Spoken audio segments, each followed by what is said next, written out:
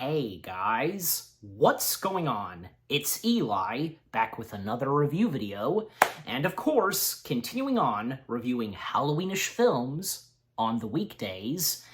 Now, we've come to the sequel to the Addams Family, and of course that being the Addams Family Values. Yes. And, you know, a lot of people, because from what I've heard, a lot of people have cited the Addams Family Values being a really good sequel, and maybe better than the first film. And, yeah, I would tend to agree, because, actually, honestly, the Addams Family Values was the first Addams Family film from the 1990s that I had fully seen. Like, I remember seeing it on TV a couple of times, so I had seen that before the first Addams Family movie. And you know, not to mention that the Addams Family Values is celebrating its anniversary this year, so yeah. Alright, enough said. Go ahead and read the description / the story, as always. The members of the odd Addams family are up to more macabre, however the heck you say that word, I apologize, antiques in this sequel. This time around, Gomez Addams, once again played by the late Raul Julia, and his wife, Morticia, once again played by Angelica Hudson, are celebrating the arrival of a baby boy. Yeah, because at the end of the first movie, it was teased. But anyways, but the siblings, Wednesday, once again played by Christina Ricci, and Pugsley, once again played by Jimmy Workman, are none too happy about the new addition, and try their best to eliminate the infant, when Nanny Debbie Jelingsey, I don't think I'm pronouncing the last name right, sorry, played by Joanne Cusack, appears to keep the kids in line. Her presence leads to an unexpected, treacherous, twist. So yeah, with the story itself, like, everything that goes on in this movie, just fantastic and hilarious, you know? And, you know, because, you know, not to, you know, give the first movie, you know, a hard time and so on, but, you know, again, as I said, a lot of people have cited this, like, to be better than the first one. I mean, the first one had a lot of great stuff to it, a lot of great jokes and dark humor. Well, so does this. And a lot more to the characters in this, especially a lot more to Uncle Fester Addams, once again played by Christopher Lloyd, Wednesday, definitely Wednesday, and up to this point with its sequel, Christina Ricci got a little bit older, because I tell you, because, you know, with the first movie, she was just a kid, you know, like, you could tell, and, you know, she's a little bit older in this. And once again, like, you know, the other characters, you know, from Granny, once again played by Carol Kane, and Lurch, once again played by Carol Strucken. Again, I hope I'm saying his full name right. And that's the thing about Granny and Lurch, there's not that much for them in the sequel. It's a bit of a shame, but I don't know. I mean, they are there, and they have their moments, definitely. You know, especially because, well, with the opening to the film, because, you know, we, of course, see, you know, the Paramount logo, and we first hear Uncle Fester howling. He's howling at the moon, and we hear a wolf as well. And Wednesday, Pugsley, and Granny, they're, you know, having a burial ceremony, you know, burying the cat, and the fact that the cat is still alive, and, you know, even, like, with the cat shaking, and Wednesday's like, you know, shh, it's great. And at this point, well, Morticia is going into labor, and, you know, she tells her husband, Gomez, that, you know, she's going to have a baby right now, and thus we see them at the hospital, and the doctor that helps, you know, helps Morticia give birth, the delivery room doctor, as he's credited, we get a cameo of David Hyde Pierce. Yeah, David Hyde Pierce makes a cameo playing the delivery room doctor. And the fact that, because he was in this movie the same year where, he started playing Niles Crane in Frasier. Yep. It was pretty funny because, like, in the waiting room, where the Addams family are, and one girl, like, saying, Daddy kissed Mommy, and the angel sent the stork, delivering the baby, blah, blah, blah, and, Pugsley, then says, our parents are expecting a baby, and then the camera zooms into Wednesday, and she says, they had sex.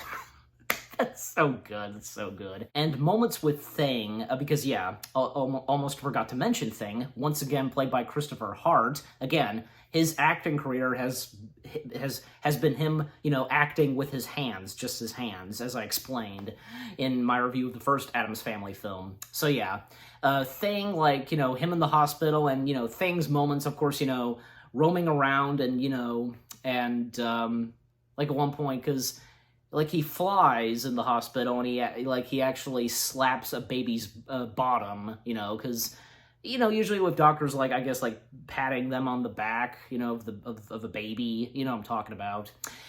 And thus, Morticia has given birth, as Gomez says, it's an Addams, and thus we get our title. And the new member of the Addams family, the baby Addams, and obviously it's a boy, and the boy's name, because we find out a little bit later that they have named the baby, the new member of the Addams family, the baby boy, Pubert Addams.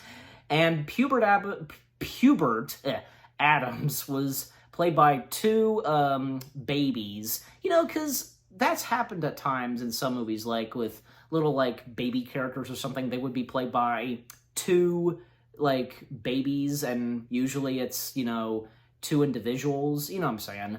Caitlin and Kristen Hooper they both played the baby Pubert Addams, so, and it's at this point where, yeah, because Wednesday and Pugsley, they're not too fond of their new, like, baby brother, and Wednesday going on saying to Pugsley that, when parents, expect a new baby, new child, the other child has to die. Of course, that's not the case, and, moments where, like, Wednesday and Pugsley, they're trying to get rid and dispose the baby, even, like, say, like, cutting the baby's head off at one point, and Gomez and Morticia, just, like, they confront Wednesday and Pugsley about this, and even, from Morticia, Gomez, Granny, and Uncle Fester, assuring that, to Pugsley and Wednesday, that, they're still loved,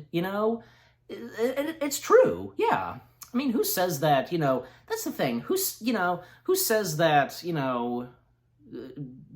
families can only love one child and not the other? That's bullcrap, that's not true. Because, like, it's getting a little bit rambunctious, with what's going on with Wednesday and Pugsley, getting a little bit out of hand with what they're doing, trying in their way playing with the baby. Morticia and Gomez start seeking a nanny for Wednesday and Pugsley, and we get a little montage of each nannies coming in, talking with Wednesday and Pugsley, and up to when the Addams didn't expect this one nanny who's pretending to be a nanny, and that being, yeah, Debbie Jelinksey. I wish I could remember how the last name is pronounced, but I'm sorry, I can't. Again, played by Joanne Cusack, a.k.a. the voice of Jessie from the Toy Story films, yeah. So she steps in and, is pretending to be the nanny that was sent, and, she's hired from there on, and we find out that, that there's something about her that we don't know just yet, until, when she first stays at the Addams family house, that on the news, and by the way, because the news reporter, we get a cameo by the late Peter Graves, yeah. And yeah, because that's another thing, because there's a lot of pretty good cameos in the Addams Family Values. So Peter Graves plays the host slash, well, news anchor, talking about this serial killer who's a woman who has played three women, like, you know, I guess like she's a master of disguise, basically.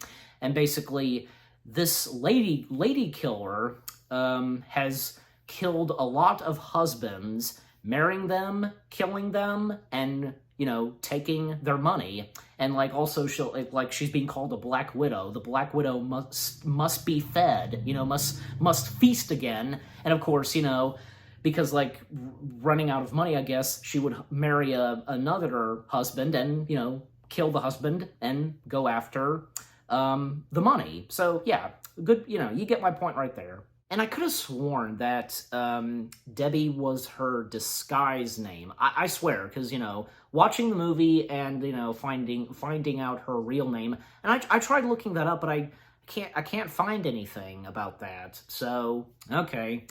But anyways, so, yeah, at first, like, the Addams don't suspect anything, all except for Wednesday. Of course, Wednesday suspects something, and she suspects something from Debbie. And, you know, Debbie just acting so cute and innocent and very kind to the Addams. And yeah, that's where, you know, we find out the name of the new member of the Addams family, the baby, you know, where Morticia and Gomez tell Debbie that the baby's name is Puberty, and, you know, she likes the name as well. And so, yeah, Wednesday starts to suspect that, yeah, Debbie is not a good person and is a serial killer, and the fact that Debbie has her eyes sight on Uncle Fester, because, you know, we see that she's had catalogs and magazines where Uncle Fester's face is on them, and the fact that Uncle Fester is, you know, a rich Addams, basically. Well, I mean, the Addams are a rich family as well. I mean, you know, why is it Uncle Fester? But who cares, you know? Even, like, you know, what the first movie established, you know. So yeah, she has her eyes sight on Fester, and Fester, I think, yeah, there was a moment where Uncle Fester was feeling lonely, he had no one to love, and he had his eyes sight on Debbie. And, you know, when Wednesday, and along with Pugsley, they really start to suspect and spy on Debbie, that's when Debbie tricks the Addams into telling them that Wednesday and Pugsley are dying to go to summer camp. Like, and they believe this. They believe this, okay? Yeah, and I almost forgot, because I thought at first that she recommended the Addams that they should send them to summer camp. But no, again, as I said, and I remember now, because she tricked them into thinking that Wednesday and Pugsley, they want to go to summer camp. And, of course, again, they believe this. Like, why do they believe this? Maybe, like, they didn't, at first, like, they didn't know what to make of summer camp, you know? I guess so. And thus, yeah, Wednesday and Pugsley are sent to summer camp, and that's where, yeah, we see a lot of interesting characters there.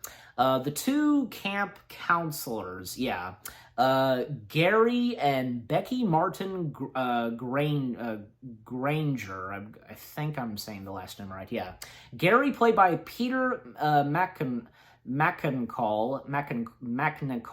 I hope I'm saying his last name right. Yeah, I remember him. Yeah, he's a really funny guy, great actor. And Becky, played by Christine Baranski. Yeah, Baranski, yeah. And I remember her best from The Big Bang Theory. She played Leonard's mother. And of course, she's done a lot more than that, and I know who she is. And she's also in one of my top favorite movies, The Birdcage. Yeah. So they're the camp counselors, and we also have Amanda Buckman, played by Mercedes McNabb, who previously was in the first Addams Family movie where she appeared as a Girl Scout, and as I talked about in my review of the first film, yeah.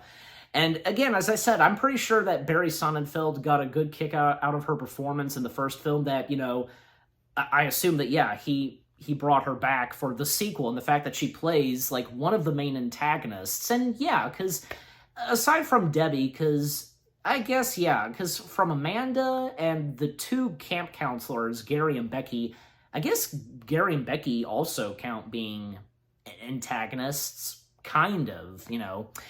And we also get the appearance of Joel Gleiger. I think that maybe that's about right, yeah. Played by David Krumholtz. Yeah, a young David Krumholtz. And to think that this was before he went on to be Bernard in the Santa Claus movies. Hard to believe, you know? And this is where Wednesday has her eyes sight on Joel. Yeah, love at first sight for Wednesday and Joel. And not to mention, yeah, because Joel's parents, and most notably his dad being played by the director, Barry Sonnenfeld. And that's the thing, because I forgot to mention this in my review of the first film. Barry Sonnenfeld made a cameo, and usually he makes cameos in a couple of his movies.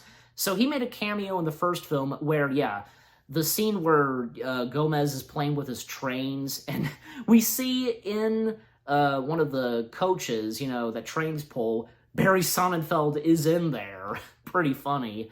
And so, yeah, in the sequel, Barry Sonnenfeld plays Mr. Glicker.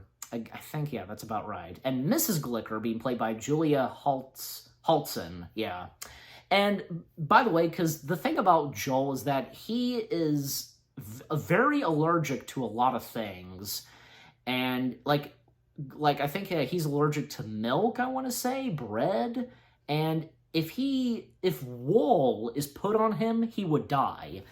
And it's very nice to see that, you know, Joel's father, you know, because he has his son's back, and, you know, confronting his wife that, you know, just to leave him alone, but of course the mother doesn't care. So, you know, like, I guess the mother thinks that, you know, Joel is lying, making excuses. Oh, give me a break, lady, you know.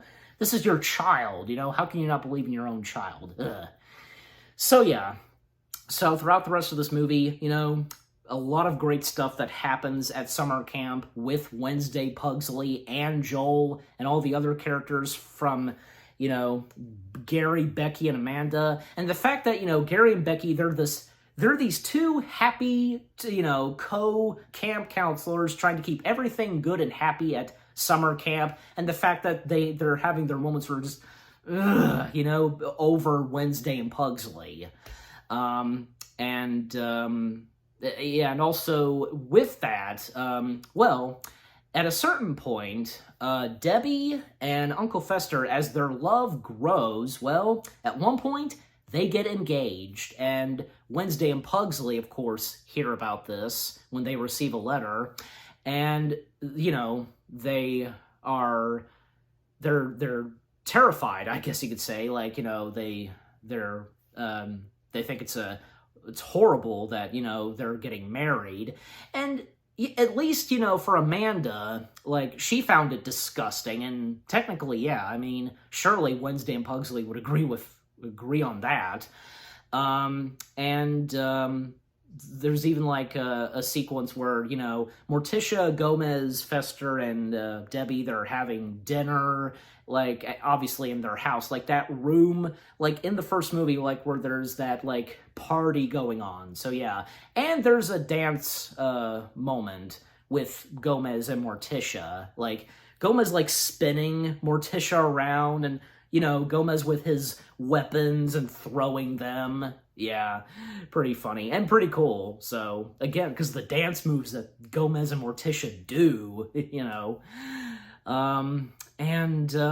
You know, more that happens at summer camp, like, you know, a couple of attempts for Wednesday Pugsley and even Joel to escape, and a moment where, like, you know, yeah, Becky and Gary, like, say, you know, we will not punish them, but, like, you know, what they do instead is sing a song, like, literally pulling out a guitar, and everybody, you know, sings, and, you know, Wednesday is terrified by this, like, you know, going up against, like, the barbed wires, like, it's funny, you know? Also, I almost forgot, a couple other characters that come back in the Addams Family Values, Margaret Addams, who's now an Adam, and once again played by Dana Ivey, yeah, and Cousin It, of course, Cousin It appears, and once again played by John Franklin.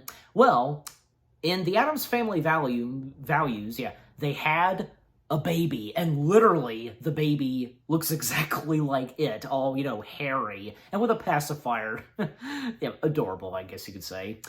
And that was like, that was at the sequence, like the bachelorette party, yeah. And even like, you know, Lumpy Addams, like he once again appeared, once again played by Ryan Hollenhan? How did it, like, again, like these, again, like some of these words and last names, like that I sometimes have trouble, you know, pronouncing, you know, again, bear with me. But yeah, also, at one point at summer camp, well, because like there's like a cabin that Wednesday, Pugsley, and Joel stay at. Becky and what's his name again? Yeah, Gary. Like, they basically force them to watch a lot of VHS tapes from, say, Little Mermaid, I think Dumbo? Yeah, Sound of Music, and The Brady Bunch. And, you know, because the Brady Bunch theme song, we hear it playing, they're forced to watch those VHS tapes, you know, to make them happy and enjoy being in summer camp, you know. And later that evening, when they finished all those VHS tapes, they step out and, you know, everybody's there. And, you know, Wednesday, you know, finally says to them, you know, I want to be happy. I want to smile. And, you know, we get that moment where Wednesday, she's, you know, trying to smile, and thus she does. And everybody, aside from Gary and Becky, they're, you know, terrified. And Amanda, you know, her saying, she's scaring me. But Gary and Becky, you know, they're happy to see that Wednesday's smiling. And yeah, to see Wednesday smiling, it's nice, but, you know, kind of a creepy smile, don't you think? If you get what I'm saying. And there's a certain point, a little bit later at summer camp, where they're basically, like, putting on a play. And it's, like Thanksgiving, and Pocahontas and, like, the Indians coming in to, you know, join in having Thanksgiving. And Pugsley plays the turkey, and Joel plays, like, I think one of the main Indians. I think, like, the main Indian chief, because of, you know, that special type of hat, you know, with feathers. And Wednesday, well, what do you expect? Yeah, Wednesday playing the part of Pocahontas. Yeah. And actually, because, you know, fitting, and not to mention because the ponytails that Wednesday has, you know. So, yeah, when the play happens, because, you know, a couple of moments where they're rehearsing, and up to when the play happens, and of course, the kids' families are there, and Amanda's parents, by the way, Dawn Buckman, played by Sam McMurray, and Ellen Buckman, played by Harriet Sansom Harris. Yeah. Yeah, so again, the parents are present, as, of course, Joel's parents are present, and everything's going pretty well, and even, you know, Wednesday, you know, acting as Pocahontas. But, of course, you know, things change pretty quickly for the play, as Wednesday, playing Pocahontas, like, you know, says, you know, you have invaded our land, and, you know, and of course, you know, chaos is unleashed. And of course, you know, they get what's coming to them, you know, from Amanda and the two camp counselors, Gary and Becky. You know, Amanda getting tied up and with an apple, you know, placed in her mouth, and Wednesday just slowly coming up to her and lighting a match. Perfect.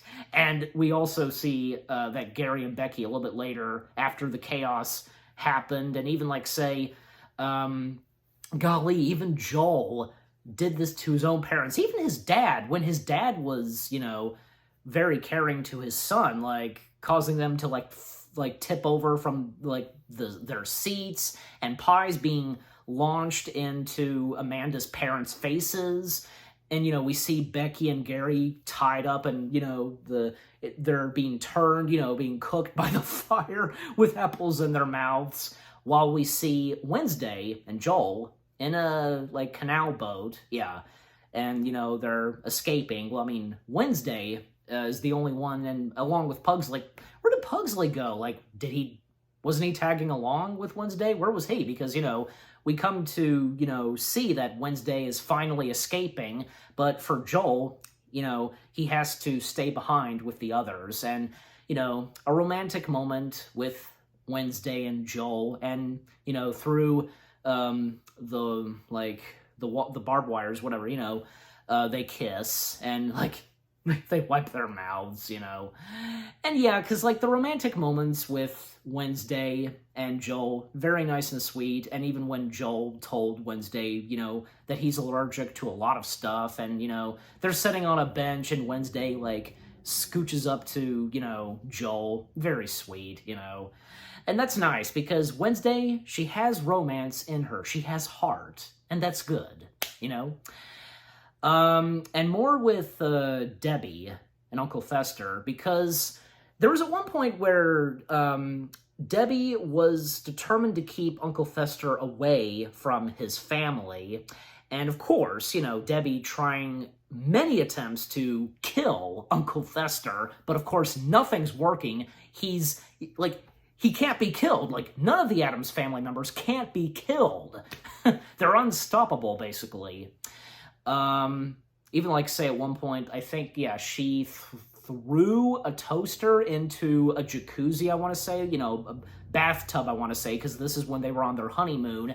And, of course, you know, electricity sparks, you know, but he, of course, doesn't get killed, and he, of course, has the light bulb in his mouth, you know, a classic thing for Uncle Fester, having a light bulb in his mouth. Even, like, you know, Debbie tricking the Addams family into thinking that Uncle Fester doesn't want to see them again. And, you know, of course, Gomez is concerned about this for sure, because, again, how much he loves and cares about his brother, especially, you know, what happened in the first film. So, and the fact that, you know, I don't think, yeah, I didn't really talk about this when I reviewed the first film, that, you know, with everything that goes on with the Addams family, you can really see and understand and sense that, you know, they all really love each other as a family. Yeah. And so, you know, they're trying to go and, you know, see Uncle Fester, but Debbie says that, you know, he doesn't want to see any of you. And, you know, basically Debbie has him under, like, a seduction, you know, like a spell, her own kind of spell. You get my point. Even, of course, the Addams, of course, suspect this. Even, like, say, at one point, at the house that Debbie and Fester were staying at, well, like, Debbie left something, I guess, in a cake for Fester, which inside the cake was a bomb. And she went away for a little bit, and when she came back, you know, well, the bomb went off, the house exploded, and then Uncle Fester comes out. He's perfectly fine. He's alive. And Debbie, she's had enough. Like, you know, she can't take it anymore. The many attempts she's tried to kill Fester, and, you know, even at one point she has a gun pointed at to him. And sure enough, Thing steps in, saves Fester's life by kind of, like, ramming into Debbie with, I think, yeah, like, the car that she was driving in. And, you know, Fester and Thing, they escape, they drive away. And Debbie, well, you know, she snaps, of course, and, you know, goes after Uncle Fester and the Addams. And, you know, poor Gomez, he's completely depressed, but sure enough, Fester, of course, comes back, and everything is perfectly fine. And, of course, you know, also, Wednesday and Pugsley coming back and telling them what happened at summer camp. They, you know, saying that they made us sing. And, of course, it seems like, yeah, everything is back to normal for the Addams family. But, sure enough, yeah, as I said, Debbie, she's back, you know, and basically she has all of the Addams family members, you know, tied up to the electric chairs, you know, everyone, and Thing, he has his own electric chair that he's in, and all except for Pubert, you know, the new member of the Addams family, the baby. And by the way, there was a certain moment where Pubert no longer looked like an Addams. He looked like a normal baby with, you know, blonde hair. And of course, the Addams are shocked by this. A funny moment where Gomez, he faints. You think it would be Morticia, but no, it's Gomez. That's what's funny. Yeah. And there's even a moment where, like, we see Morticia reading Pubert, the Cat in the Hat.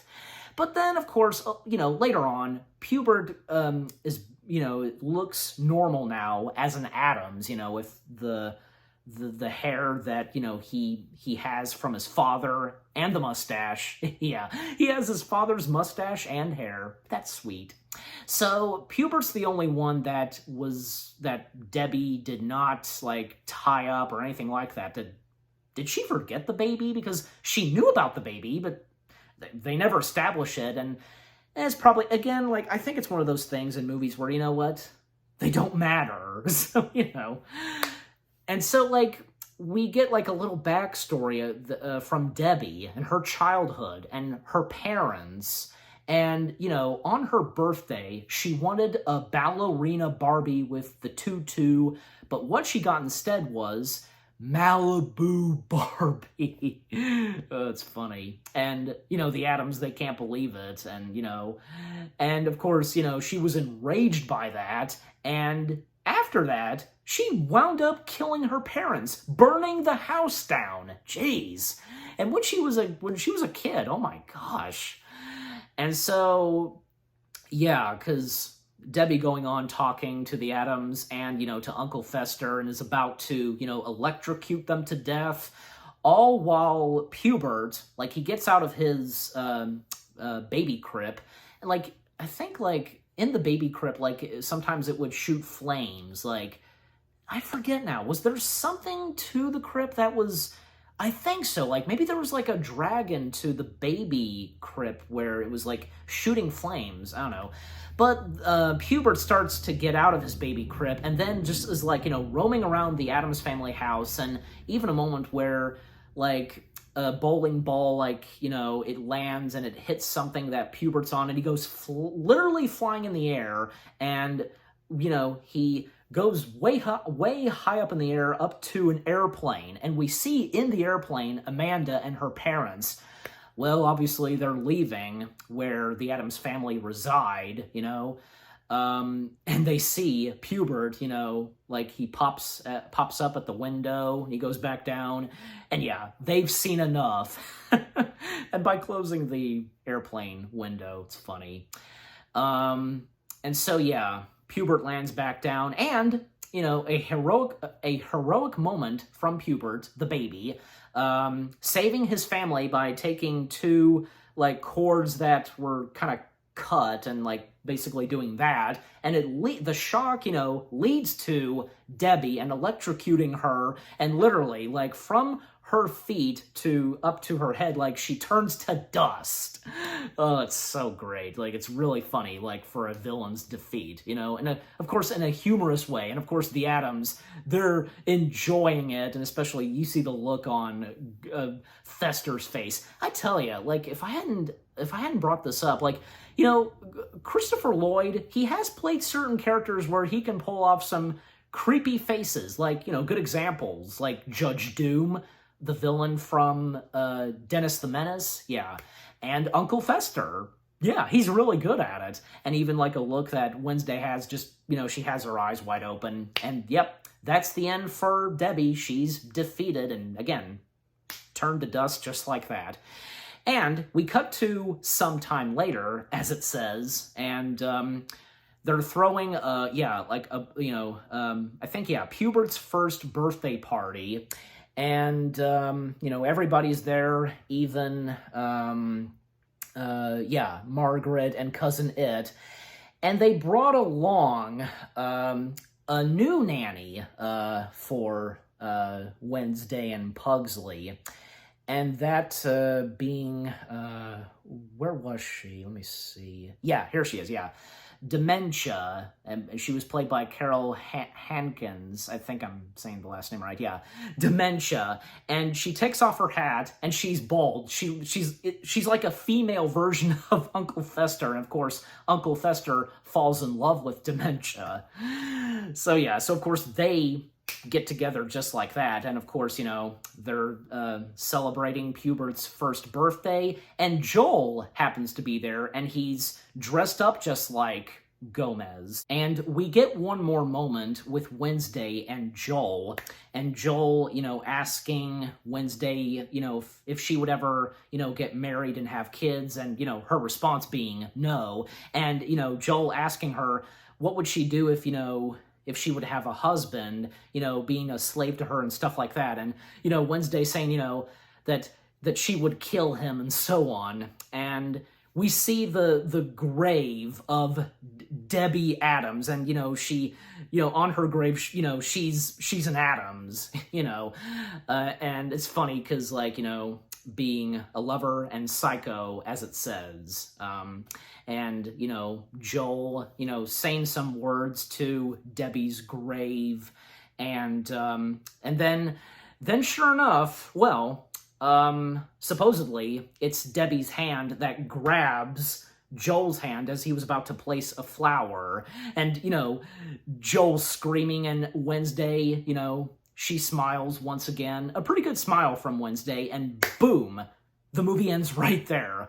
What a way to end the movie right there. And, you know, and just like with the first Addams Family movie, and at the time when, you know, these two Addams Family's movies came out, like the rap music in these two Addams Family films, like, you know, 90s rap music, I tell ya. And by the way, one more thing, two other cameos that I almost forgot to mention, because there's one moment where the Addams Family, and, you know, especially Gomez, reports to the police that, you know, Gomez's brother, Fester, is in trouble, and he's being held hostage by Debbie. And the desk sergeant being played by Nathan Lane. Yeah, that was a pretty good cameo. And the desk sergeant just sitting there and, you know, saying, you know, who are you? And, you know, get out of here and, you know, arrest them, stuff like that. Was pretty funny. And, you know, Gomez just going on saying, you know, has the world gone mad? And he kind of speaks, you know, about him and the rest of the family, kind of, you know. And another funny cameo is, well, after the chaos, you know, during the summer camp play, you know, with Pocahontas and Thanksgiving, you know, we see Debbie, she's at a bar, and they're playing the Macho Man song, and Tony Shalhoub cameos, like, you know, kind of like, you know, flirting with Debbie, and Debbie, well, you know, because she's having a couple of drinks, and then, you know, leaves to proceed to kill Uncle Fester. Yeah. And yeah, again, that was a pretty funny cameo from Tony Shalhoub. And yeah, because these cameos in the Addams Family Values were funny and pretty good. The Addams Family Values. What a great sequel this is. And again, a lot of people have cited the Addams Family Values, you know, being better than the first film. And yeah, again, like, I tend to agree. And again, you know, no hard feelings to the first Addams Family film. Not at all, because the first one is good, and so is this. These two movie adaptations of the Addams Family are fantastic. Just everything about them, from the dark humor, the jokes, and, you know, the stuff that's in these two movies that not even, as I said, not even the 60s show could do. And what these two movies brought, just fantastic, hilarious, and enjoyable. And as I stated, you know, especially in these two Addams Family films, you know, with everything that goes on with the Addams Family, all the crazy stuff that they do, you know, again, they really do love and care for each other, and you can tell and you can see it. Yeah, just, again, just, they're really good. And Barry Sonnenfeld, he didn't disappoint directing and helming these two great Addams Family movies, without a doubt. And I'm giving the Addams Family Values, 8 out of 10 stars. Yes, 8 out of 10 stars for the Addams Family Values. And what about you guys? What did you think of the Addams Family Values itself? What did you think of my review? Leave comments and give this review video a like, as always. So, with all that being said, thank you very much for watching. I hope you guys enjoyed my review of the Addams Family Values. More review videos coming your way. They're going to be awesome. Keep looking forward, and I'll see you guys in the next video/review. And of course, continuing on reviewing Halloweenish films on the weekdays, stay tuned later tonight because the next Halloweenish film I'm going to be reviewing, and it too is celebrating its anniversary. Well, the best to describe it, it's a versus movie. One who resides from a crystal lake and one who haunts your nightmares. You probably know what I'm talking about. Stay tuned for that. And happy anniversary to the Addams Family Values. Take care and peace out.